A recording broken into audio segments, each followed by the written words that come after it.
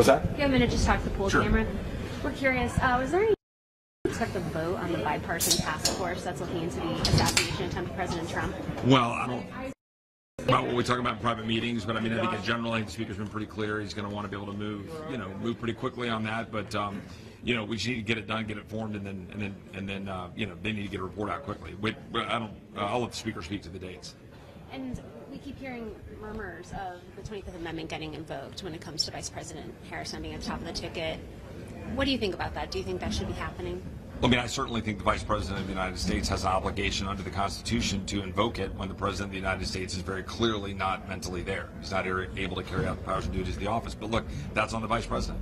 And I think the Vice President has indicated very clearly throughout her tenure and her career that she doesn't always exercise the best judgment. She's been a failure as borders are. She's been a failure with respect to going over to Ukraine and negotiating on her behalf. She's been a failure in terms of being a voice for the administration. And she didn't even meet with the head of the Border Patrol. Think about that. Like, she's allegedly the border czar. So, I think I would not hold your breath on expecting her to want to lead into that. But it's incumbent upon the Vice President and the Cabinet to make that call under the Constitution. Do you support Representative Mace's efforts to impeach Director Cheadle?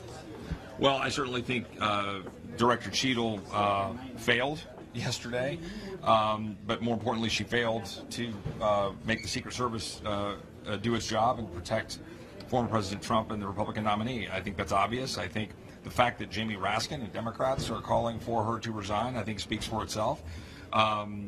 She's failed her country. She's failed at her job in directing the Secret Service, and she should resign. Well, we'll see what happens on our efforts to make that clear, but she very clearly should resign. What are you expecting from Christopher Wray tomorrow?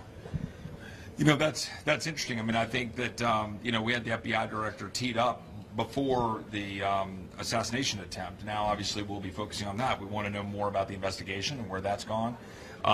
It'll be important to see what the FBI director's take is on the performance of the Secret Service. I cannot imagine that Director Wray, for whatever disagreements I've had with him in the past, will believe that the Secret Service did their job. Thank you. Thank you all.